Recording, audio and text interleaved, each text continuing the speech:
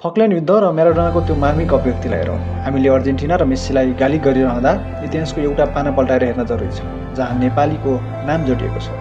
सन् 1982 को फकल्यान्ड युद्धमा बेलायतको तर्फबाट नेपाली गोर्खाली सेनाहरू अर्जेन्टिना विरुद्ध लडेका थिए। हामीसँग कुनै व्यक्तिगत दुश्मनी नभएको, कुनै राजनीतिक वा भौगोलिक लेनदेन नभएको देशको भूमिमा गएर हाम्रा पुर्खाहरूले युद्ध लड्नु पर्यो।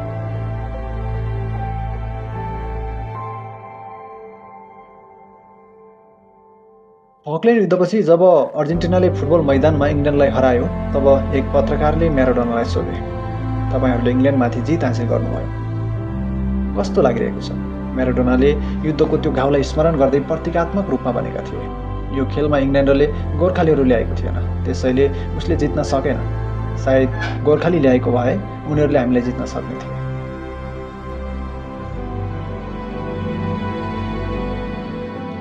इङ्ल्यान्डले गोर्खालीलाई मात्र जित्छ, गोर्खाली बिना एक्लै भयो भने हामीलाई कहिल्यै जित्न सक्दैन।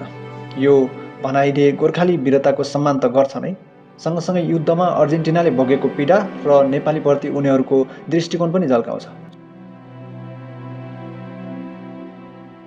सोच्नुहोस् त, आफ्नो सर्वोच्च मुलुकमाथि अर्कै देशको इसारामा कोही आएर आक्रमण गर्दा कस्तो हुन्छ?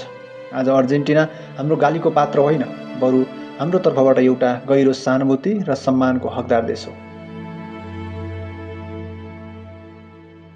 बेलायतसँग हाम्रो पुरानो ऐतिहासिक र कूटनीतिक सम्बन्ध छ। राष्ट्र हितको लागि हाम्रो साथ बेलायतसँग रहनु स्वाभाविक हो, तर कसैको मित्र हुनुको अर्थ अर्को निर्दोष देशलाई बिना कारण गाली गर्नु र अपमान गर्नु पक्कै होइन। यो नेपालीको बुद्धिमानी र सभ्यता होइन।